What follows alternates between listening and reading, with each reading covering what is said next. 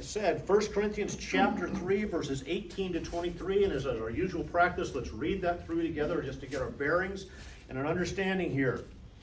Paul writing says this, "Do not deceive yourselves. If any one of you thinks he is wise by the standards of this age, he should become a fool, so that he may become wise. For the wisdom of this world is foolishness in God's sight. As it is written, he catches the wise in their craftiness. And again, the Lord knows that the thoughts of the wise are futile. So then, no more boasting about men. All things are yours, whether Paul or Apollos or Cephas, or the world, or life, or death, or the present, or in the future. All are yours, and you are all Christ, and Christ, all in Christ, and Christ is in God." Or you may say of, depends on the translation you have there. In case you didn't notice, Paul has not changed topics at all, still. This guy is a dog with a bone here. For 3 chapters now, he has been on one issue, and he's not letting it go until he gets it settled. We are talking about divisions in the church. He is concerned about this, and he's going to cover it from every possible angle. Now, you may wonder, why is Paul, this church has other issues, right? We're talking incest is going on here. We're talking about doctrinal impurity. And yet he spends first 3 chapters nonstop talking about divisions. Why is Paul so determined to solve this before he goes anyplace else? Unity. What's the big deal about unity? It's great. Well, house divided against itself, right? It is. The things are going to be solved here. I want you to understand. Let me ask you a question. Let me start this out. By a show of hands, how many of you have either experienced or know someone firsthand who has experienced being forced out of a church, who having left a church due to friction or a church split? How many of you have ever come across that, experienced it, or know someone who does? That's a rather significant portion, isn't it? Now I want you to understand, that suggests something. And you said unity. What is the problem with this? Why is Paul going after this? Because the church experience is so completely and diametrically opposed to the church's identity. Paul wants the church to understand what it's supposed to be. Now, I want you to understand this.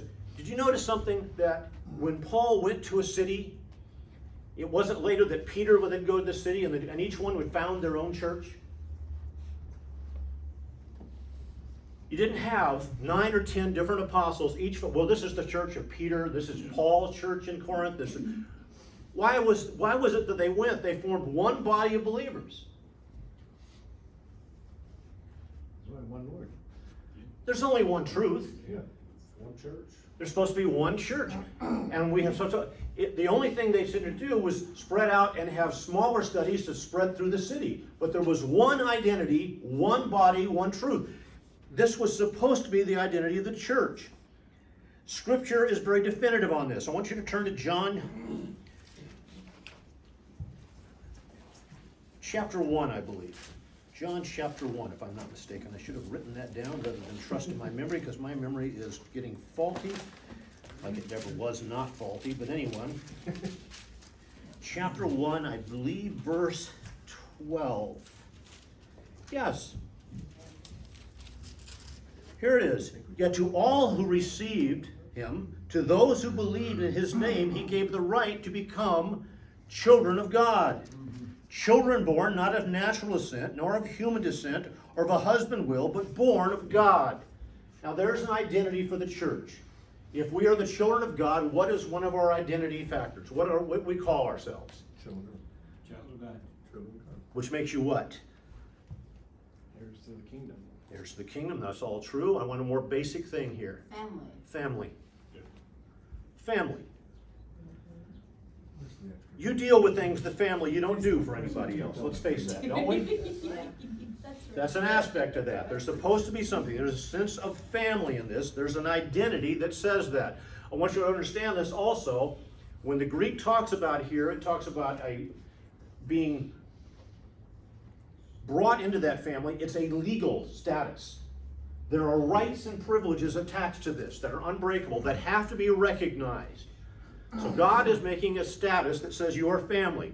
Not just with the bonds of emotion, but with the bonds of every legal sense. He is now bound to provide as a father because he has adopted you and has taken that responsibility upon himself. This is a joint identity. And the very book we're in, here in 1 Corinthians, I want you to jump over to chapter, I believe, 4, if I'm not mistaken.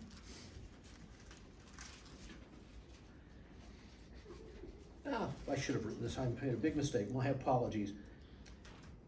A foundational truth, though. What's the other one? I want to look at that one. Chapter 12. Let's look at chapter 12. I do know that one's going to give us the other identity in this whole thing. And I'll get on track here. I apologize for being a little off thing. But in 1 Corinthians, he talks about something else that identifies us. You might recall what that would be. What is the other identity? What is the other descriptor that Paul uses to talk about who we are in Christ? A body. He starts this, and the body is a unit, though it made of many parts. And though its parts are many, the forms are one body. So it is with Christ. For we are all baptized by one Spirit into how many bodies? One. This is the identity he wants to put out there. This is what he's trying to get across here. There's an identity of unity. But not only is there an identity of unity, there is a function of unity. And what's the function of unity that changes? What is so critical about being unified that helps the church? The same goal? Same goals, it puts us on the same track, good. We're of one mind. We think the same way, we approach things. There's a unity in that. Same standards. Same standards, all good. Which then results in what? What are we here to do in this world?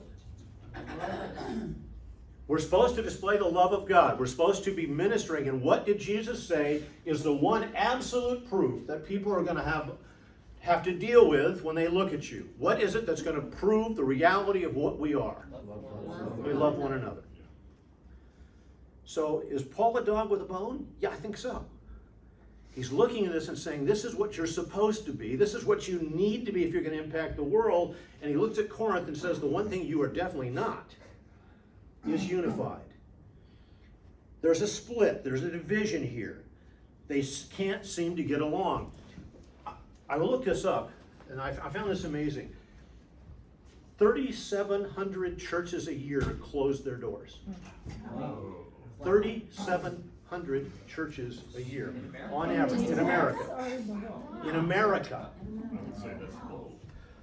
I think that is actually low. It was bumped by COVID. I tried to go to a pre-COVID standard because I didn't want to get that in there. But what factors? Why is that going down? Now, there's several. One, to be very honest, is that fewer people go to church. Yeah. Youth are not, we're not passing it to a next generation. The number of people in your age category and below that are going to be falling are dropping all the time. We're seeing a change in that. Another thing is startups. New churches don't tend to perform well. A large percentage of those fail. But a significant portion, I'd rather say about 25% on average, of those churches died because of a church split. Here's the reality. If 20% or more of your people leave, for most churches, you're done. And here's what generally happens to make those numbers even worse. When the two churches split, they both form a new church and both of them fail. And the numbers skyrocket out of that. This is the reality we're looking at here. Churches are supposed to have a different dynamic, and Paul is trying so hard here to make us understand the central issue that division cannot be allowed to be part of what we are.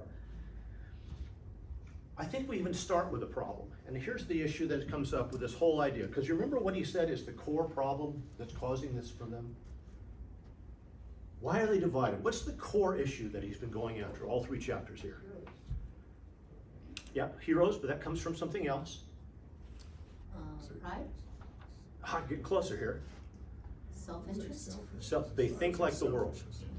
And that's the definition of it. So they think like the world. They are dependent on the world's philosophy. They have stepped into Christianity, but they still think, they still use the wisdom of, they still use the evaluations of how to judge life, how to make decisions. They think just like the world does. They haven't gotten past that. They can't get around that. And I think part of this comes into this. When you see people talking about wanting to find a church, what do they often say? What are the things they say? What are they can looking do for? for me? What kind of programs do you have? How will my children grow? What can we get from it? We have a shopping list. Yeah. I think our mentality in starting a church is we're already looking for a way out if that doesn't meet the list. We're prepared to leave before we even get in the door. A scriptural standard that talks about is coming with an attitude that says, how do I move my life to be consistent with what God wants me to be? How do I serve God? But the standard that we approach a church is, how is the church going to serve me?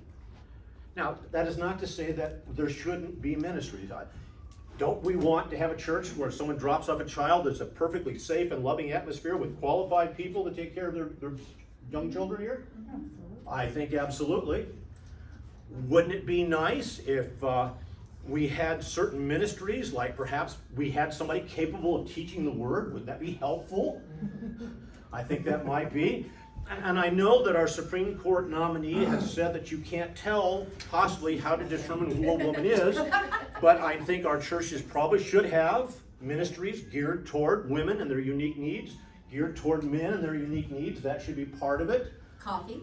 Coffee, donuts. There we are. We're getting in the right thinking. Obviously, you're following with me. What's important here? Who needs Bergen and Metcalf? Yeah. Yes. I've looked at this for other reasons over the years. If you go back to the pre-1900 world of churches, none of that existed. Sunday schools, everything is stuff that we've developed over the last Western mindset of the last 100 years. Mm. You know, a lot of the divisions today are caused because we bought into the whole Hegel, Freud type stuff. And the church today is just a mirror image of what the world is. There is no. You go back to when church was you go to a third world country, if there's a legitimate church in a third, like when you go to a Muslim country, if there's a Christian church there, none of this silliness exists. Exactly. People are dedicated to be the followers of the Lord, and you have to be a community because you have no choice. You better be, because you're putting your life on the line to do it. And again, it's not that I think that these other ministries are definitely wrong. I think they can be very important to the growth of a church. I want a youth group that is accepting, that's doing more than just having fun. I certainly want it to be develop the character for our children and instructional. All these things I think can be useful But not to to us. debate that with you before Yeah. that was the family's job. Yeah, right. Go back and look at the transition where the church today has done more to destroy the families in the Christian community than the world has. If we want the family just to drop the child off and be completely uninvolved in the process, I would agree. 90% of it. Well, I would say this too, it's more of a Greek mindset has a compartmentalized things, and that's how you teach it. And a Hebrew mindset is more of a family type of mode. You all do things together, you learn together as you go, you rise up that type of mentality. So when we come now, we do compartmentalize things. Kids go here, youth group goes there, Sunday school classes over there. So it's more like that instead of you all as a family type thing that Dave's mentioning. So it's a little bit different. Remember, mindset. the whole concept of Sunday school came out of the Methodists in England during the industrial age to take street urchins, to bring them in on Sundays, feed them, clean them up, and then teach them how to read using the Bible. Yeah. That's not it.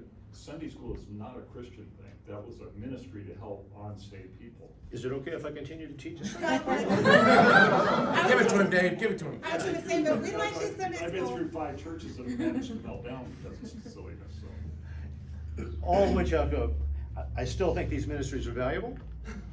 I get what you're talking about. And I will understand, we're not here to mirror the world. That is not our goal, to mirror the world. And I do think that we do see most churches trying to gear toward that to become entertaining enough to keep people interested rather than being solid enough to teach them spirituality.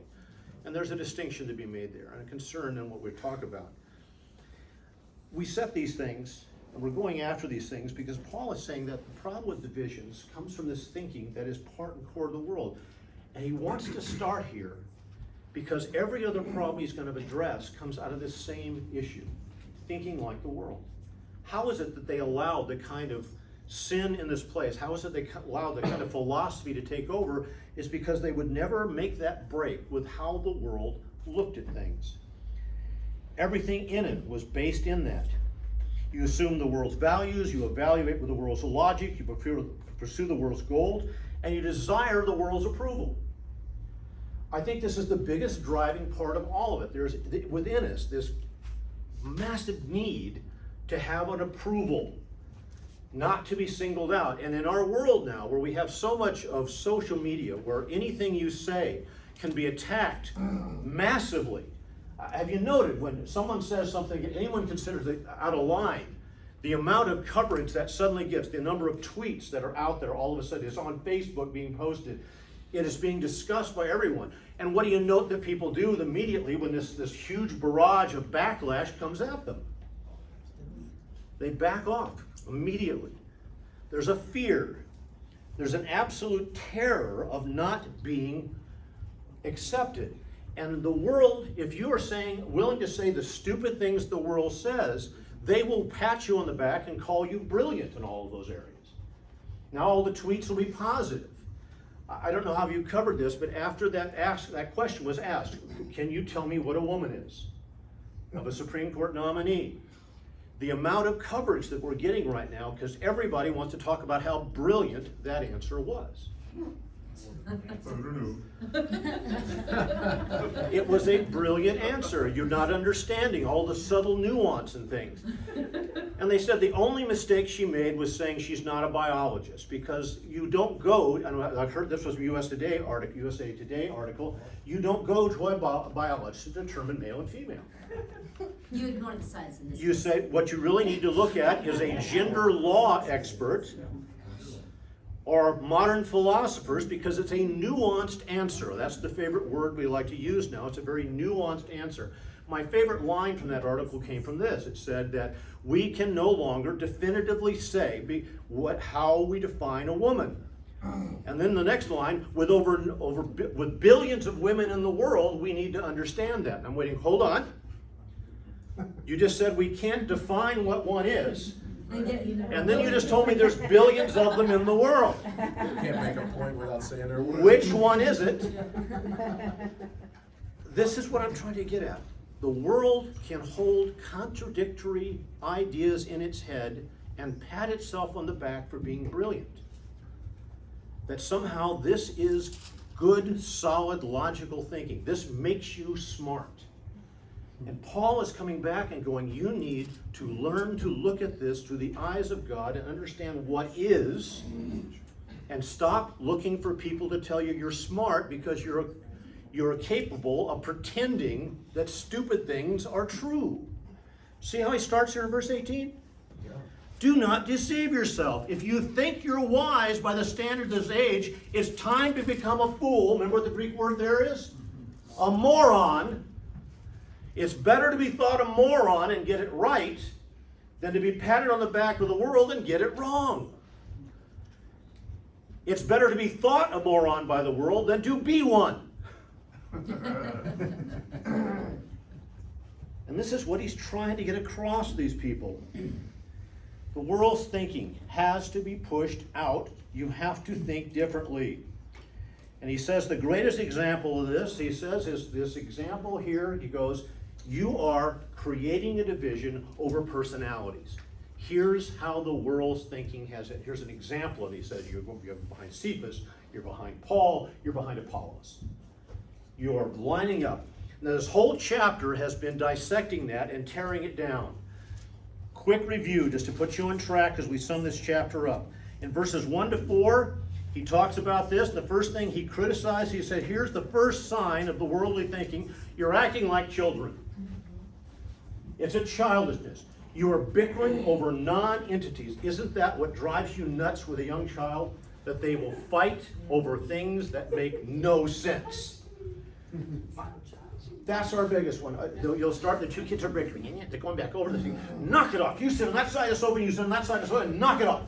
And you leave, and you go back, you try and do it. The next thing you go, he's on my side of the sofa, he's coming in. It's like, that's a dividing line right down there. And he's okay, I brought his foot, but get your foot off my side of the sofa. Stop it! You want this nonsense to stop. Classroom, son, John. He's looking at me. Yeah, he's looking at me, yeah. Every day. Every day. Don't look at your sister. Well, I can't, where am I supposed to look? And now they... have to say, Myron, I have to repeat my story about the pastor guy who had his two sons in the back and they were arguing over the little dinosaur thing, and he told them to knock it off and they didn't. So he just reached back, grabs it, they were on traveling somewhere, he whips it out the window. It's argument done. That one anyway. But this is Paul's starting point. He goes, you're supposed to be adults. And you're bickering like little kids. And if any of you have experienced a real church split, have you noticed any adult kind of conversations that led to that? Oh, yeah. It is always childish bickering, yes. The thing that is getting really, really uncomfortable for me is when, like, the older generations are just kind of like being so immature about certain things, where they would like to start whimsically making uneducated decisions, and then when it backfires on them, they start just throwing out fluff to cover it up, and then on a Supreme Court level, it gets so much publicity that it's now like, oh, this is how you can act to the younger generations, like this is what you can act in front of the whole nation, and you can get away with it. Not just get away with it, be praised as being brilliant for doing it. Now, please do not dismiss this. Some of you may have to have left churches because of ungodly leadership or real doctrinal issues. It's not that sometimes that isn't a real problem. But the experience I've had is overwhelmingly they're petty bickerings that lead to most of the issues. Yes? Many years ago, my dad, we were at a church and it split while I was in college, while I was away, but I was told my dad got up during this meeting to try to give some helpful input, and immediately one of the, I don't know who guys said, you don't get to have input here because you're not here enough. Like, Oh, you dear. don't, you haven't been attending enough. And my dad was a test pilot and they, kind of. Yes, is off on, But yeah. that's what it, that, really? So it is, it was. We don't want truth, it depends on who it comes from. Right, yeah. So that was incredible, it is. It's like, how wise is that? It's not a country club, it's a hospital. Paul has a different approach. He says, no, you don't get to have an opinion unless it's God's opinion. Yeah. If you want to share, it better be consistent with what God has said about it, or it doesn't make any difference. So this first one he said is childish. In verses 6 to 7, he says, as foolish shaking it, is your misunderstanding of God. They're aligning behind heroes. We love heroes in our world. We got to find a hero. And he's saying, you don't seem to understand. It's not Paul doing this. It's not Apollos doing this. It's God. I planted, Apollos watered, but hey, God gave the increase. God's the one that has to make this work. God is the one that makes all of it work. You're missing the point. We're not here trying to impress you. The worldly thinking is a misunderstanding. Okay, the next one, verses 10 to 17, they just understood the idea of what drove them, this idea of rewards. And Paul is saying this, we weren't trying to gain followers. We weren't trying to make you impressed with us. What were we trying to do? Do what God asked us to do. It's all about that aspect of this. We're trying to get and do what God says here. I like the one we talked about this. He goes, Apollos and I, why do you line up? We're just busboys. Remember the word for servant? It literally means waiter or busboy. As we said this, you have never seen a statue or a monument in a city to a busboy. It doesn't happen. If you have any sense, I doubt any one of you have stopped and asked your waiter for life advice while you're at the meal. That's the bartender's job. We all know that. If there's anything that tells you the stupidity of humanity, it's this. You're looking for life advice from a stranger while drinking yourself into a stupor. What could possibly go wrong there?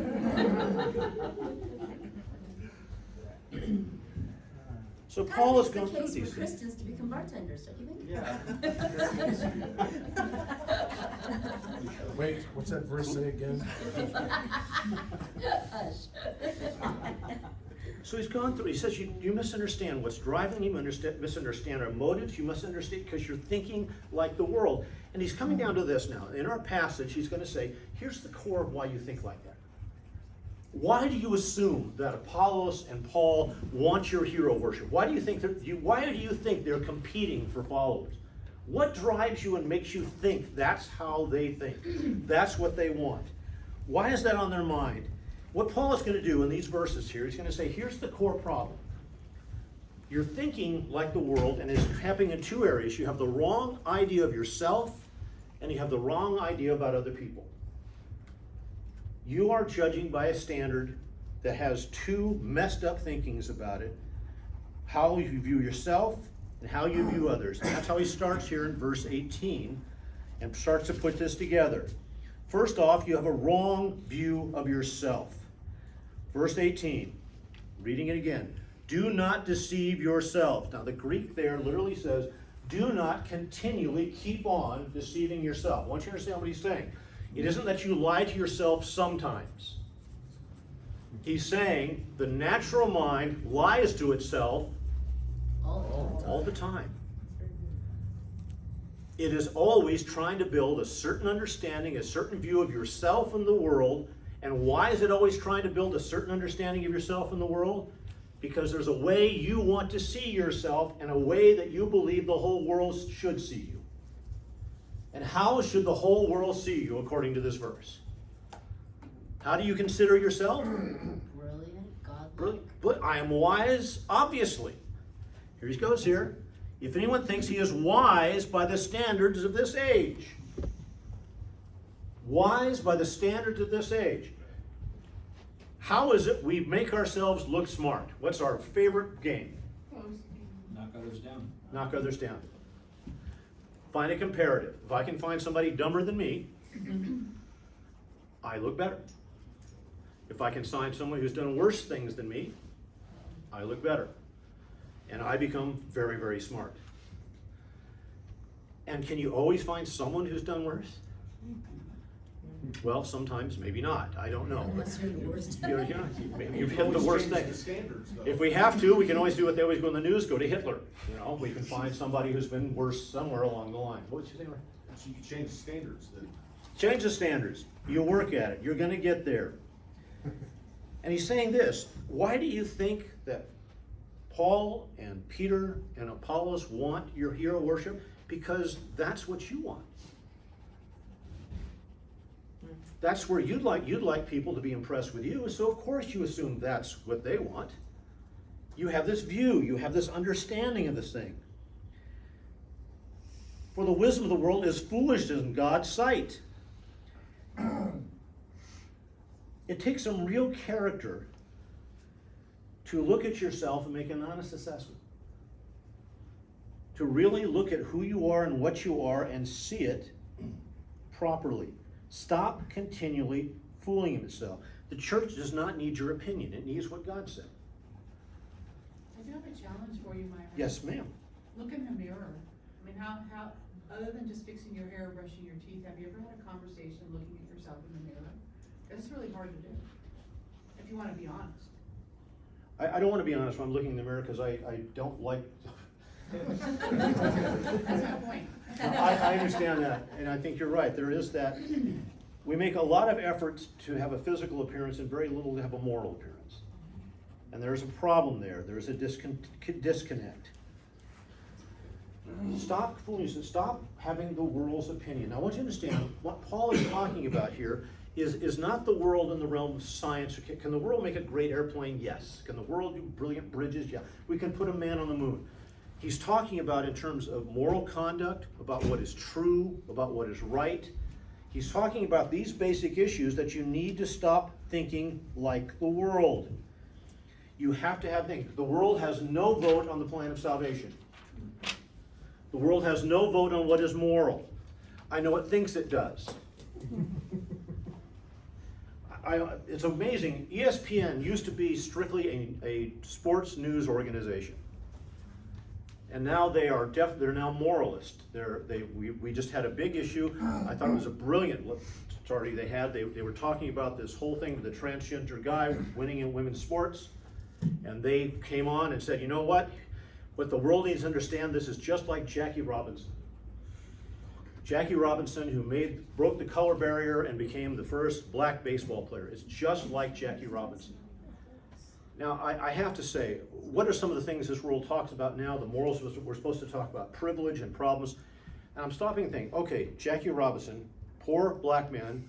Now, I'm pretty sure Jackie Robinson didn't one day say, you know, I was born Asian, but I'm going to identify as a black baseball player. I'm identifying as a black man. Now, he was born black. And he was stopped from playing baseball because he was black. Now, what are we talking about here? We have a white male attending an Ivy League school. Now, I don't know about you, but how many of us get to afford Ivy League schools? Not a whole lot of us. And one day he just decides, I'm going to identify as a woman. And he's immediately given a spot on the team and immediately dominates at his sport.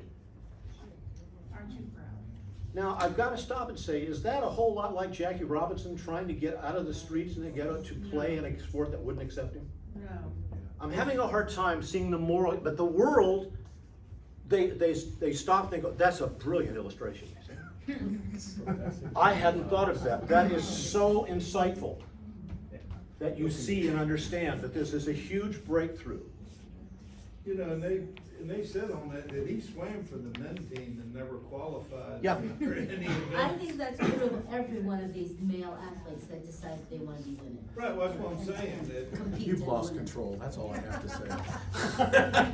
It's a craziness. I just put out, he's talking about thinking like the world, and the world will applaud you for it. Understand this. You are not likely to ever be asked to speak to an issue on CNN or MSNBC or ESPN if you hold a Christian view. The world will not reward you for this. The world will call you a moron. Yeah. It's, I mean, I'm sure it's been that way all through the ages, but it seems like it used to be that people would use logic and, you know, try to make some semblance of sanity with these discussions, but it's gone now. They just say things that don't make any sense, and, I mean, it's just like the foolishness of the world. It just seems to be getting worse, but I know it's probably always Well, been that way. when they say stuff like that and our mouth hangs low and we look shocked, they take that as, wow, it's unbelievable how smart you are when you've said that, and we're just shocked that you're so stupid. That you don't get it. It's They like misinterpret the Yeah. facial Well, mannerisms. it's like the gaslighting concept. It happens all the time now. They just say things and then, oh, we must be crazy, you must be right. So, It is awkward and it's crazy, and Paul is trying to bring us into a different kind of thinking. And he is so emphatic about it, because understand, it is natural to think like the world. That is our natural thinking process. That is where we will go unless there is an effort made to change it. I'll put this out to you. Why are we so big on expositional preaching here? Why are we so adamant that you need to go in and take a text apart and do it bit by bit and understand each section completely? Because we want you to understand how God thinks, what he actually said. The second we get to any kind of discussion where I read the text and then go off on 4 points that have nothing to do with the text, I am imposing my opinion. And it's not supposed to be my opinion. We have a very strict process here. Some of you, there's a couple of guys in this room, I would urge to look at eldership and time. I'm not saying a name, John, I'm not going to pick anybody out. But our process is, in looking at elders, we go through a very strict thing, and that is that we ask biblical questions. We will put it, here's a doctrine, can you go to me and show the verses that would support this idea? Here's a verse, I want you to walk me through this verse, tell me what's being said here. Here's a passage. And all of those things we are referring to, and it can be a little intimidating to be sat there for men listening and saying, is what did God actually say here?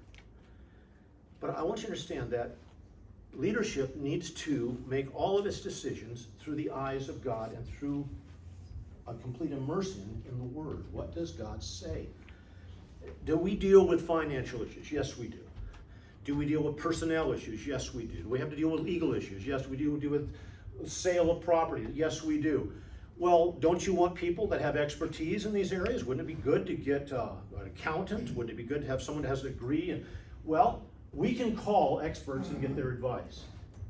What you can't get by finding out is someone who views the world through the eyes of God.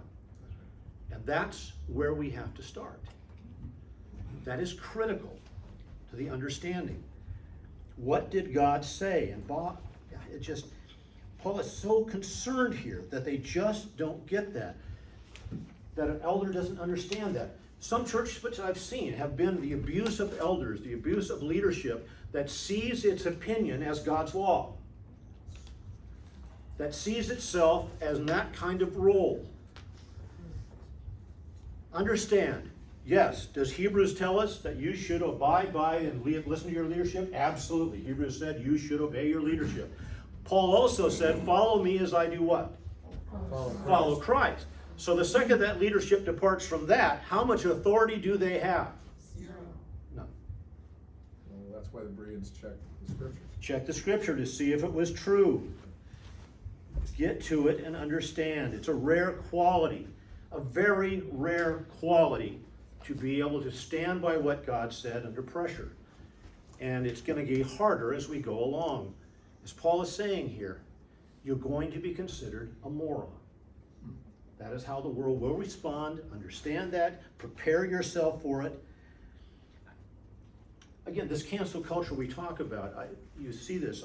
The number of people, dig into this. I challenge you this. Next time a story comes up and someone has been canceled, they lost their job because of a tweet they found or something, make sure you go back and find out what was actually said. Because I've discovered this in researching a lot of these. Someone comes out and they've lost their job on this TV show, they've lost this thing, and they said, well, they had an abusive, and they will tell you how abusive it was. They will tell you everything except what the comment actually was. And I found this overwhelmingly when I read what they actually said, they weren't wrong. What they said wasn't bad at all. It's how it was twisted and turned in the tweets and the postings and all the things that followed. We are going to experience that, folks. We are going to experience that. I know the danger in taping these and putting them online for our classmates and stuff that have moved around the country and are not here, because someone is bound to lift one thing out of here and edit it out and make it look really, really bad. And they can do that. What is real wisdom? And Paul is putting this out. You have to have this right view. By the standards of this age, you should become a fool so you may become wise. For the wisdom of this world is foolishness. Here's God saying, I know who the moron is. I understand the world is foolishness in God's sight. As it is written, here he's going to give two examples. He catches the wise in their craftiness. You know what it says here? I don't have to prove that what they're doing is ridiculous. I just have to let them do it, and it becomes manifestly obvious what they're doing is foolishness. Remember for Romans 1? He goes through this, he said, man wanted to do this, and God says, God gave them up. God says, okay, if that's what you want to do, if that's what you think is true, try it, and let's see how that works out. And each time he says, when we look at that, I'm telling you, when we look at it objectively, you will show yourself to have been a fool in what you chose. Have you noted that? In any honest evaluation, when the world decides it's going to fix a problem with its logic and its wisdom, have you noticed anything getting better? What normally happens when the world applies its logic to solving a problem? It gets worse. And they go on to something new and have you forget about that. They got a little slide. Yeah, they want you to forget. We just want. I love how that, and I've watched this, and I guess we have an incredibly short memory. But I watch politicians and stuff. They'll come out. I never said that. I listened to the speech when you did. I know you said that. And we can find that. It's amazing how we come up with these things. But we want to just pretend it doesn't happen. The world thinks in terms of what makes it feel good and what it likes. I want you to understand, most decisions by the world are made upon this. What makes me look the best and what makes me feel good about myself. It is not an issue of what is true or what makes sense, but what is convenient and what's going to make me look good. I want to feel good. I want to have a good feeling. Well, but that solution really caused work. But yeah, I feel really good having done something, though. Little lack of logic. But he says that, first off, I'm going to catch them in their own craftiness. They're going to outsmart themselves. The world always will. Then I like this one. He catches the wise, and then, using a quote from Psalms here, the Lord knows that the thoughts of the wise are futile. Now, I want to tell you something. Paul is misquoting Psalm 94 on purpose. Now, I want you to understand something. You're going, what's he saying here? Okay, first off, this is not a practice any of you should engage in. Why? You're not an apostle. You're not getting new revelation. Paul changes a word here. The psalm actually has an interesting reading here. It reads here that the Lord knows the thoughts of man, that they are vain. Paul replaces the word man here with the thoughts of the wise. The thoughts of the wise. Why does he do that? Why does Paul want to change that word from men to wise?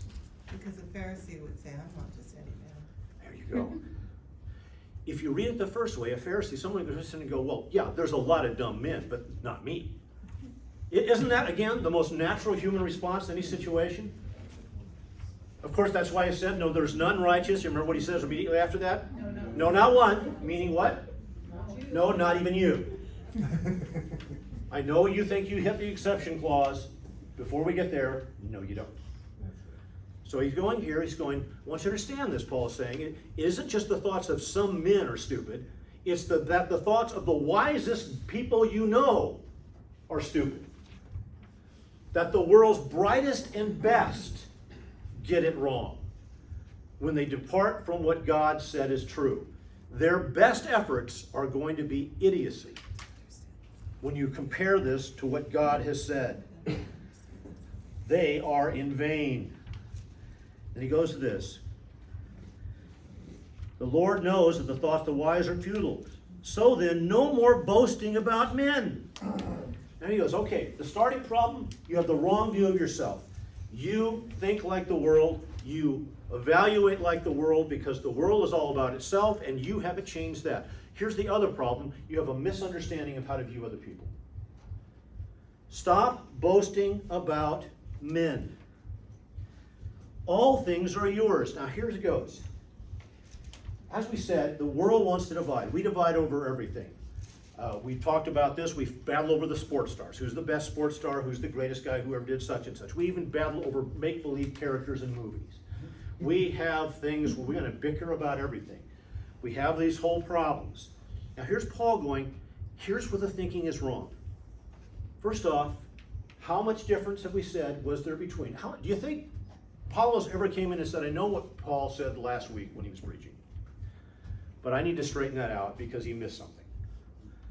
Do you think they ever bickered back and forth? No, but why didn't they set the record straight when they heard their people bickering? This Paul's doing that right here. No, but why didn't the people?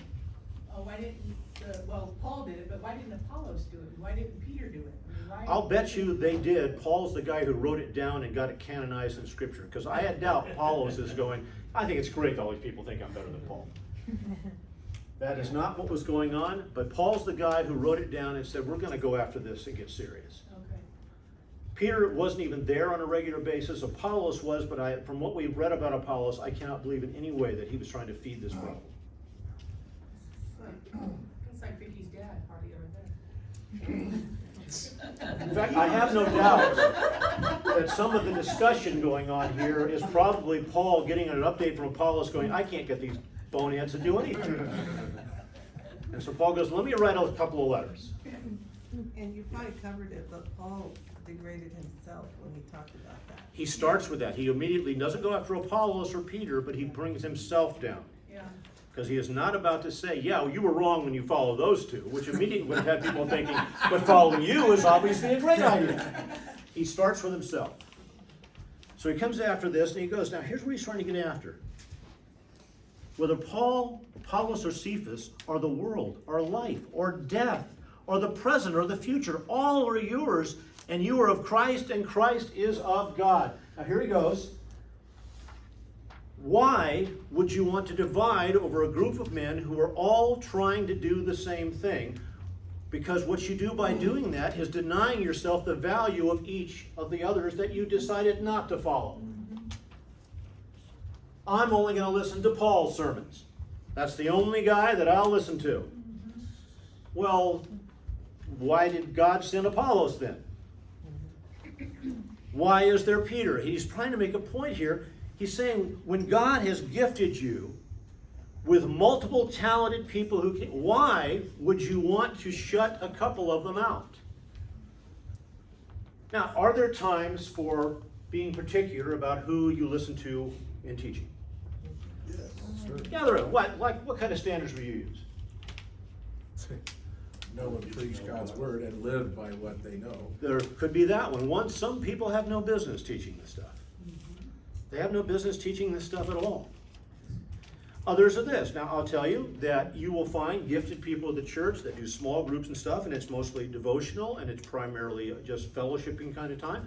And they do not try to do you a verse by verse because that is not their background, their training, or their gift. And they shouldn't. Does that make them any less valuable to us? No. But we have more. Do you think we have more than one person here at the church who might be able to do expositional teaching? I kind of noticed that. I have just kind of noticed that. There are some other people worth listening to. And Paul is saying, why would you be stupid enough to deny yourself the full range of options you have? I don't know about anybody, a big avid reader here? Yeah. I love to read. And I'll tell you, some of the closest relationships I have are with people I've never met. Francis Schaeffer is an absolute hero of mine. I have spent hours with C.S. Lewis talking about things. It's an amazing, and the man was dead long before I started delving into his books. I don't just read Paul's letters in this book. I found that John's not too bad either. Matthew's rather sharp in what he is. You don't break this down this way. You don't go at it this way. But yes, there are some reasons to divide, but by and large, why not take that? And notice the range of things he said. Here's something that you probably missed. How much did God make that's good for you? What's the range here? Or the world? Or life? Or, you know, death? Wait a minute. Death?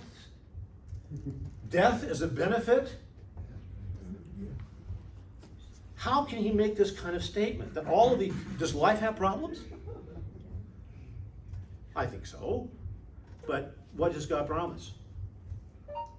Death and eternity. Death goes to eternity. So why am I worried about that? All death does is transition me from one phase to the next of life, a better life. So why is that a problem? Or life. If God gives me life, he gave that and that abundantly. So if I choose life, what do I get to do with that life? I could get to serve God and have great things happen. So living or you're dead works fine for me. Or the world, and he goes, have we had bad things happen in the past? Have you noticed something about the bad things that happened in your past if you've learned to view them through the eyes of God? Something came back, changed what I was, made me a better person if I looked through the eyes of God. So he goes, the past things. I remember riding in the van going to college day after day with a woman that just could not get past how she was still undergoing therapy for how abusive her parents were. She couldn't get over it.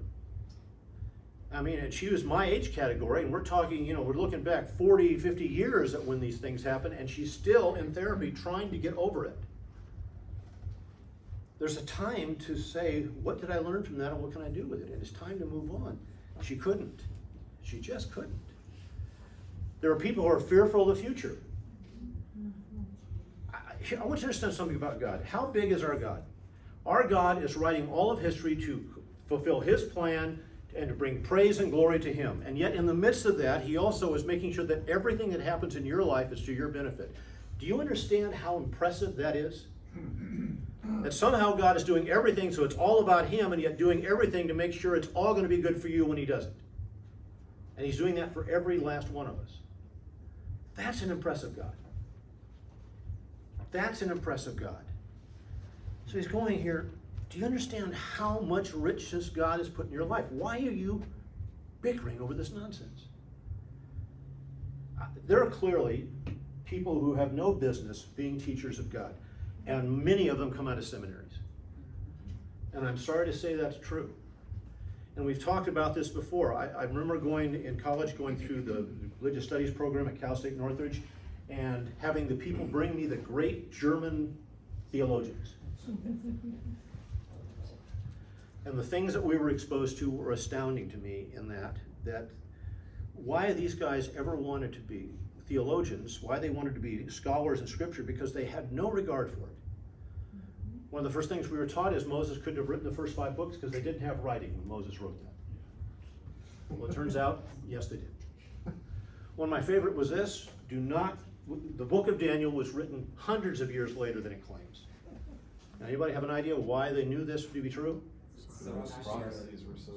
Yeah, the prophecies were so accurate that obviously it couldn't have been written then. It had to be written after the fact, because it makes no sense that it could possibly have been written because it's so accurate. Now, was there any textual, archaeological, historical evidence that it was written later? Absolutely not. Man's limited mind. Man's Doesn't- mind, That doesn't they were, understand God's. they were so smart that obviously they couldn't believe it. And that's the basis. Here's the question: if they have no regard for Scripture, why would someone want to be an expert, a self-proclaimed expert, or have a degreed expert on Scripture? Money. If the world doesn't want to believe what God said, how much stature do you think you're going to get if you're one of the people who is a expert in the field who tells them everything God said is wrong? If you want a safe job, get a degree in an area where you will tell the world what it wants to hear. And you will be on every program as you will be the next expert. They will love you. They will adore you if you do that. The History Channel on creation. Look, Searching for the Historical Jesus, Yeah. one of my favorite, everybody has to have one of those shows coming up. Looking for the Historical Jesus.